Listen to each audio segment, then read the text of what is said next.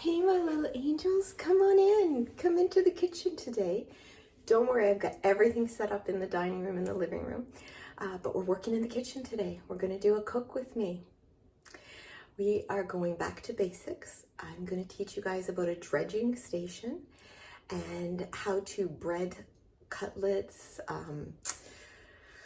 eggplant, vegetables, even fried tomatoes. I'm going to show you all how to set it up and what my secret ingredients are. Doesn't mean it's right. I'm just telling you. Okay, so I'm glad you guys are all here. Wow, there's a lot of you today. Thanks for being here. I really appreciate it. I did put all the chairs and the recliners, the hammocks, all of the seating is out there. So when we're done in here, go make yourselves comfortable. And if you don't want to watch, go make yourself comfortable now. I know not everybody cooks, but I'm thinking maybe we need to do some back to basics, you know. It helps as a refresher to me, so maybe you guys would enjoy it too. So yeah, I'm looking at myself in the video and I'm so annoyed because ever since I went to that professional place and had my eyebrows done, they look ridiculous. I gotta get them fixed here and here. And my hair is a mess, but you guys love me anyways, right? Thank you. All right, so I did do refreshments and they're laid out there on the buffet. So for cool beverages, or sorry, chilled beverages today, I did a strawberry watermelon punch, all done with natural fruit juices. And I did use a little bit of simple syrup, sugar and water to sweeten it, but I do have some sweetener and some unsweetened so that you guys can make that yourself for those that don't want the sugar or can't have the sugar. And there's lots of different ice, and for ice, I did frozen fruit. So we have strawberries, blueberries, and peach slices. What can I say? And then for the hot beverages, I put the hot beverages on the corner over there on the side table. And today we're doing cappuccinos. And we have sprinkles to go on top. I have cinnamon, I have chocolate, and gingerbread. I don't know what that is. I just found it. McCormick's came out with all these sugared toppings, so I thought you guys would enjoy it, so I picked it up. I'm getting so excited because pretty soon all the coffee places are going to be coming out with their holiday ones, and I am on a peppermint mocha kick. I never liked peppermint mocha before. Couldn't thank you for it. Didn't like it. Now I can't get enough peppermint mocha. I love it. So I'm really looking forward to that. And our Tim Hortons has come out with hot cocoa muffins. It's chocolate cake. People call it what you want, but I don't care. I can't. So I'm excited, and I'm going to pick up a bunch of those for us next time. I know. I'm so excited too. And I see we have some new little angels. Hello. Hi, my new little angels. Thank you so much for being here. Please give it a thumbs up. You can share it. Sharing is caring. If you silently watch, that's okay. I'm glad you're here. I appreciate your company. And if you're comfortable commenting, go for it. We love the comments on this channel. I love to watch you all interact with each other. I know a couple of you have actually become friends through the comments, and that just thrills me. My heart is so full. But I love interacting with you too. You gotta be. Sorry about that, you guys. Loving the pause button. Sorry so much. So I love to interact with you because I like to know what you think. I like to know what you feel. I like to know what's going on with you. I like your ideas, your suggestions, your gentle critiques. I've had a few not so gentle critiques lately. You know what? If that's what you want to do, just don't. All right? It's mean. Please don't to any of the content creators. You guys don't, I know that. You guys leave the most wonderful, loving comments. I just, oh. Anyways, when we connect like that, we take this great big world and go and make it smaller. And that is such a good thing. It really is, you guys.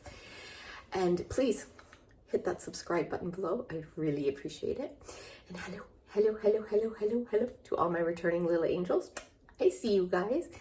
I'm so happy that you're here. Thank you so, so much. I appreciate it more than you know. You guys warm my heart. You really do. I love all of you. I do. So please keep those comments coming if you're comfortable. Please keep watching. Please keep sharing. Please keep liking and please make sure you're still subscribed. What's that, sweetie? Okay, the place I went to get my nails done, first of all, they were the fastest I've ever had done. I am well into my 3rd week now, and these are not, I can feel them getting too long for me. I know when that happens, but they're still strong as anything. I think I'll probably get them done on Friday because we're going to see Mamma Mia on Saturday because it's our anniversary, our 22nd wedding anniversary. And since we were married in 2002, I call it my champagne anniversary. So I'll probably want to get them done for that. And the following week is a gala, so they'll be done for that as well. So, and then I probably don't have to have them done until we go away again. Yes, Uncle Angel and I are taking a trip in December.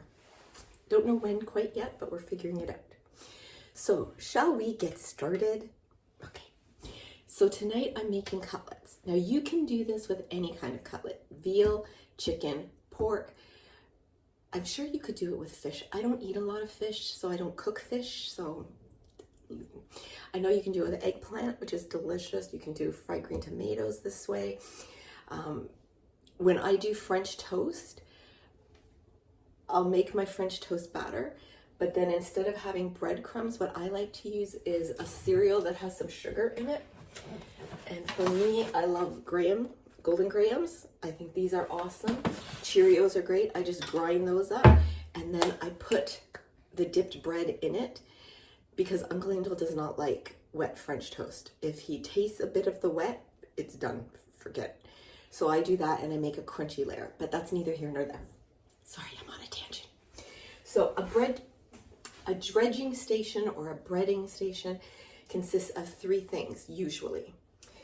First, we need some flour, some eggs, or milk, or any kind of substitute. Okay, if you're a vegan, you can use what you normally would use.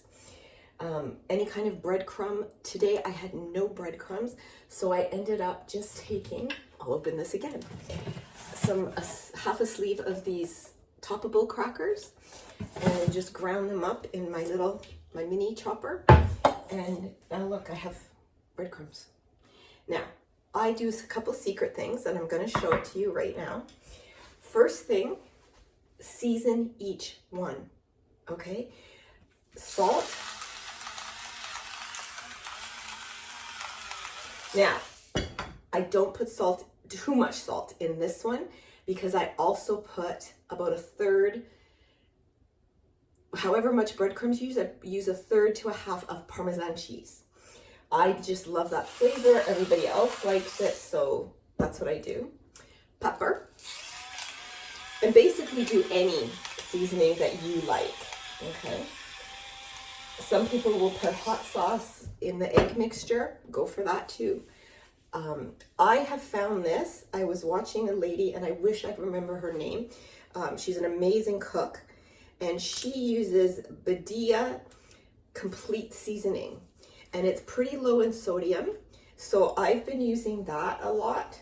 Normally I use my Quattro, which is salt, pepper, garlic powder, onion powder, and I use paprika too. So season each one, and that just gives you some good flavor. You want a couple of forks to mix your dry. You want to try to keep your one wet fork, one dry fork, okay? Because you don't want all your seasonings on one piece type of thing. Now, for your egg mixture, you can add milk, you can add water. My secret ingredient is Dijon mustard. This is also, I love you guys, so I'm going to tell you my secret. We're having this with mac and cheese that I made yesterday. And the secret in my mac and cheese sauce, my cheese sauce, is Dijon mustard. Just a bit, and it's not a big secret because I think a lot of people do it. And I just use that much. It's not much, but I like the flavor. When you hear chefs on TV talking about layers of flavor, that's what they're talking about. It's when you bite in and you can taste, oh, I taste the cheese. Oh, I taste a little something. That's the seasoning. Oh, there's that mustard. And sometimes you don't want them to be able to identify the flavor. You just want a zip, you know? And like I said, a lot of people will put the Tabasco in the egg mixture or a jug. Okay, this is 2 eggs, by the way. These are not measured. I just kind of eyeball it, okay? So today, now I have pork chops and I have turkey breast, but I'm going to be using these boneless, skinless chicken breast cutlets. They're fast fry. Now I gotta get a plate, sorry guys. I thought I was all set up. Apparently I am not. You'll need a plate for the end. I like to do my cutlets breaded, my eggplant, whatever it is, ahead of time and let it set up in the fridge. I just find the breading sticks better. I don't know if that's the truth or just what I do, but that's what I do. But if you're in a hurry, you can do this and immediately, while you're making it, have your oil heating. And I'm just shallow frying these when I do make them. Oh, these are super. I can practically see through these. Okay, that's all right. So my hands are going to be a mess, I'll tell you that. But you should, the chefs on TV will tell you, keep one wet hand, one dry hand. I always start out that way, but it never lasts. And all you're doing is getting a light coating of each, and you're going to let it drip off. And then you're going to just kind of press it in. Now, what you should be doing is making sure they're exactly the same size, thickness-wise. These are a little thicker on one end, but that's okay for me because I like a crunchy end. You know, I don't want the whole thing that crunchy, but that one little bite that's super, super crunchy, I like it. And see, you don't want them overly done. Okay. Now, I'm so sorry. They're getting cooked. It'll be fine. It's just me and Uncle Angel. A lot of people will tell you to double coat them. I'm not saying yes or no. Do what you want to do. This one's perfectly even, I might say. Sometimes I do, depending how much I have left over. But a lot of times I find it just makes it messy. And when I do that, I find, for me, maybe I'm doing something wrong cooking-wise. If there's any chefs out there, tell me. I find my breading comes off. It comes away from it, and I don't like that. So, there we go. See? Lovely. Maybe we'll do one doubled just to show you guys what I'm talking about. Okay, so put it in the flour. Now the flour is so that the egg has something to stick to, okay? Because your meat has a little bit of, no matter how much you dry it, it's gonna have some moisture in it. If you just dip it in the egg, it's gonna slide right off, especially when you cook. So the flour helps the egg to stick, right? And the egg helps the breading to stick. I know what you're gonna ask me, because I used to think the same thing. Well, then why can't I just start with the breading? Why don't I just bread it? You can. That's what shake and bake is, guys. You know, for me personally, I make sure I don't dry them very well. And I stick my breading in a bag. I throw in my piece one at a time and I bread it that way. It's okay, that's fine. For tonight, I wanted to do a really good breading, so that's why I'm doing it this way. Okay, but yeah, sure, if you just want to stick, and I think vegan wise, it's a lot easier that way. So I'm not sure if my vegans are out there, let me know, because I'm sure eggplant parmesan, or, well, not parmesan, but breaded eggplant or fried tomatoes, those would be good. Okay, so this one we're going to double. I just want to make sure it's just one. Okay. And see, I mixed my hands, so that's what happens. And if you've got little kids, guys, don't be afraid to let them cook. Don't be afraid to let them in on this part of it. It helps them be comfortable in the kitchen. It helps them be proud. And I'm telling you, if you've got a fussy eater and you want them to try something, like baby Angel used to go off meat all the time. It drove me nuts. And so we just got her protein other ways, but this was a kid that wouldn't eat peanut butter, cheese, or eggs. So if she went off meat, I'll be honest, that's when I pulled out multivitamins with extra iron. And I'm not saying anything, but she is low in iron to this day, but getting them breaded and getting them to help make the food really helps because they have such a sense of pride. Now, to double bread it, but I don't have enough breading to do it, you would dip it in the egg, not the flour, and then back into this, okay? So that's it. Our food is now breaded. I'm gonna just pause this while I wash my hands, okay? Okay, see, I'm back. Now, for those of you who pay attention, you're like, but Andy Angel, didn't you tell us you don't like handling meat with nails and you always wear your gloves? I do. However, during the great skunking of Halloween with Candy, I used up all my gloves when we were cleaning her up. So you do what you do. Okay, now I will be cleaning this mess up shortly, but just so you know, I'm gonna put saran on this. Except I'm out of saran, so we'll just use some aluminum.